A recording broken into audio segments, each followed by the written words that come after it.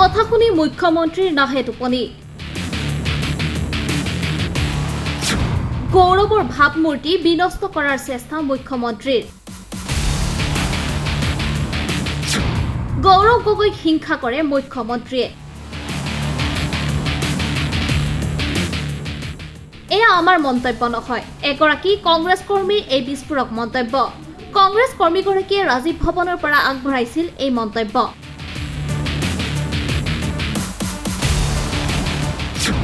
সলনি হৈছে প্ৰদেশ কংগ্ৰেছৰ সভাপতি ৰাজীৱ ভৱনত সভাপতিৰ দায়িত্ব ললে গৌৰৱ গগৈয়ে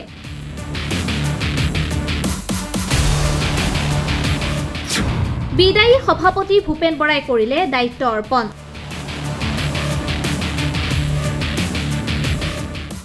দেওবাৰে সভাপতিৰ দায়িত্ব লৈ অসমলৈ গৌৰৱ গগৈ অহাৰে পৰা কংগ্ৰেছ কৰ্মীৰ উৎসাহ বৃদ্ধি পাইছে শ শ গাড়ী ৰেলীৰে উজনিৰে পৰা নামনিলৈ আহিছে নৱনিৰ্বাচিত সভাপতিগৰাকী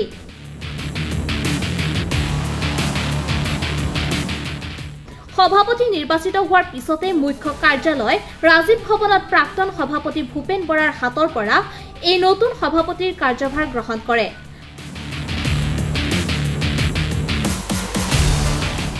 মঙ্গলবাৰে দিনৰ ভাগত উকা হৈ পৰা ৰাজীৱ ভৱনত অগণন কংগ্ৰেছ কৰ্মীৰ ভিৰ পৰিলক্ষিত হৈছে যেন সলনি হৈছে ৰাজ্যৰ ৰাজনীতি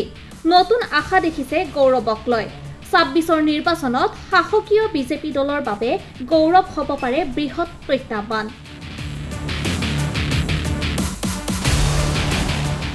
মোৰ লগত বৰ্তমান উপস্থিত আছে প্ৰদেশ কংগ্ৰেছৰ নেতা ফজলুল হক ডাঙৰীয়া আমি তেখেতৰ পৰা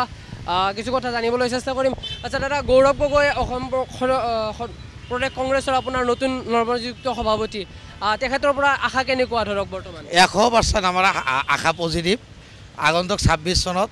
অসমত কংগ্ৰেছ দলৰ চৰকাৰ হ'ব তেখেতৰ নেতৃত্বতেই আমি 100% আশাবাদী যদি যোৱা পঞ্চায়ত নিৰ্বাচন চাওঁ পঞ্চায়ত নিৰ্বাচনত কংগ্ৰেছৰ ফালৰ পৰা ইমান এটা ভাল ফলাফল অহা নাছিলে আপুনি বৰ্তমান যিহেতু গৌৰৱ গগৈ ডাঙৰীয়া আহিলে এইবাৰ আপোনালোকৰ মানে কেনেধৰণে কামবিলাক গাঁৱলীয়া অঞ্চল হওক বা চহৰত আপোনালোকে কৰিম বুলি ভাবিছে আপুনি চাওক আপোনালোকে এইকেইদিন দেখা পাইছে যোৱা 2 দিনত তেখেত অসমত আহিছে যিমান মানে গাঁৱৰ মানুহে কওক নগৰৰ মানুহে কওক 100% মানুহৰ যিটো সঁহাৰি এই সঁহাৰি প্ৰমাণ হয় আগন্তুক দিনত ভাৰতীয় জাতীয় কংগ্ৰেছ দলৰ চৰকাৰ অসমত আমাৰ গৌৰৱ অসমৰ দুখীয়া ৰাইজৰ গৌৰৱ গগৈৰ নেতৃত্বত অসম চৰকাৰ হ'ব আজি যোৱা এদিন দুদিন পূৰ্বে আপোনাৰ গুৱাহাটী মিউনিচিপালিটিৰ ফালৰ পৰা গৌৰৱ গগৈ অহাৰ বাবে আপোনালোকে যিবিলাক পোষ্টাৰ বেনাৰ লগাইছিলে গোটেই গুচাই দিয়া হৈছিলে এই কথাটো আপোনালোকে চৰকাৰ ইয়াতে মিলিত থকা বুলি ভাবে নেকি 100% চাওক অসমৰ মুখ্যমন্ত্ৰীৰ এনেকুৱা অহংকাৰ হৈছে আৰু হিংসা জন্মিছে গৌৰৱ গগৈৰ প্ৰতি গৌৰৱ গগৈৰ উত্থান দেখি শংকিত হৈছে মুখ্যমন্ত্ৰী তথা বিজেপিৰ নেতা মন্ত্ৰীসকল গতিকে তেখেতৰ যি হিংসা সেই হিংসাক আমি গৌৰৱ গগৈৰ আশীৰ্বাদ বুলি ভাবিছোঁ আৰু এই আশীৰ্বাদতেই নিশ্চয় হিমন্ত বিশ্ব শৰ্মাৰ ২৬ চনত পৰাজয় বৰণ হ'ব আৰু গৌৰৱ গগৈ ডাঙৰীয়া অসমৰ মুখ্যমন্ত্ৰী হ'ব শেষত আৰু এটা প্ৰশ্ন কৰোঁ আপোনাৰ বৰ্তমান দেখিবলৈ পোৱা গৈছে আপোনাৰ গৌৰৱ গগৈ পাকিস্তানী বা ভাৰতীয় এটা প্ৰশ্ন এটা উঠি আছে গৌৰৱ গগৈ পাকিস্তানী বুলি ইতিমধ্যে আমাৰ মুখ্যমন্ত্ৰীয়ে কৈছে যে তেখেতৰ পৰিয়ালৰ ৩-৪জন সদস্যই বিদেশী এই কথাটো কি ভাবে চাওক তেখেতৰ কথাবিলাক সস্তীয়া প্ৰচাৰৰ কাৰণে তেখেতে কি কয় তেখেতৰ মোৰ মনে কয় মূৰত বিকৃত হৈছে SIT গঠন কৰিছে SIT গঠন কৰিছে SIT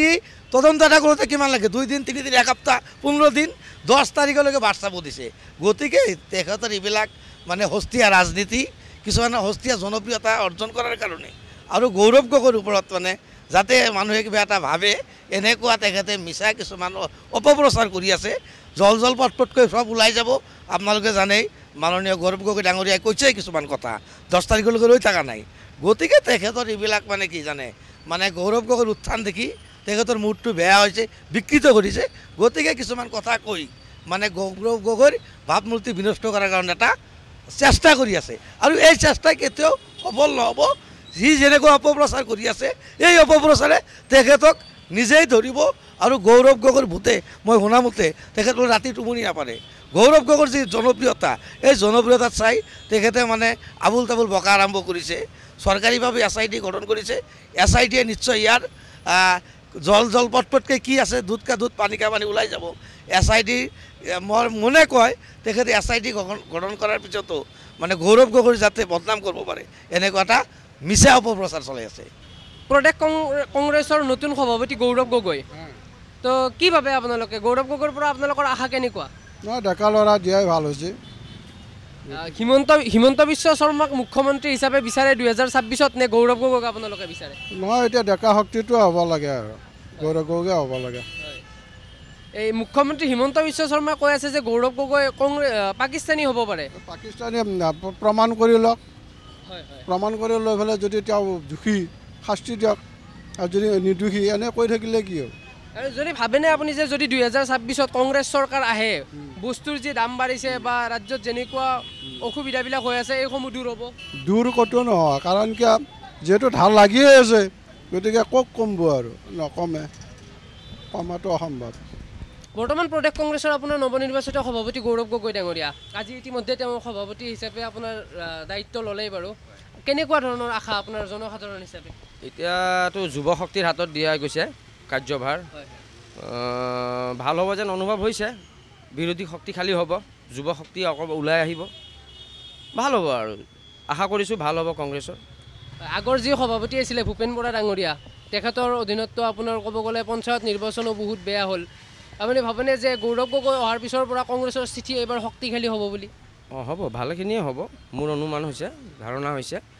যুৱ শক্তিৰ হাতত যিহেতু দিছে এতিয়া যুৱ শক্তিখিনি ওলাই আহিব সেয়াই আৰু আপোনাৰ কংগ্ৰেছৰ যি বৰ্তমান যি নেতৃত্বত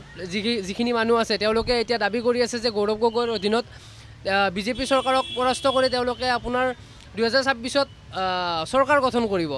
তো কি ভাবে আপোনালোকে এইটো হ'বনে গৌৰৱ গগৈৰ অধীনত ইমান সহজটো নহ'ব হ'লেও চেষ্টা কৰিব লাগিব চেষ্টা ৰখাত যিটো একো নাই তেওঁ লাগক হ'ব যুদ্ধ হ'ব ভাল খেলাই হ'ব এইখন যদি আপোনাক মই সুধোঁ যে হিমন্ত বিশ্ব শৰ্মা বৰ্তমান হিচাপত আপোনাৰ হিচাপত কিমান সফল মুখ্যমন্ত্ৰী তেখেতটো প্ৰায়ে সফল তেখেতে বহুত কৰিছে অসমৰ কাৰণে তেখেত আছে থাকিব লাগে তেনেকুৱা মানুহ লাগে এজন দুজন মানুহ হিমন্ত বিশ্ব শৰ্মাৰ অধীনত যিখিনি কাম হৈছে সন্তুষ্টই প্ৰায় সন্তুষ্টই নহয় বুলি নহয় কিন্তু টক্কৰ এটা হ'ব খেলখন ভাল হ'ব এইবাৰ 2026ত যিটো ইলেকশ্যন হ'ব তাত খেলটো ভাল হ'ব বুলি অনুমান হয়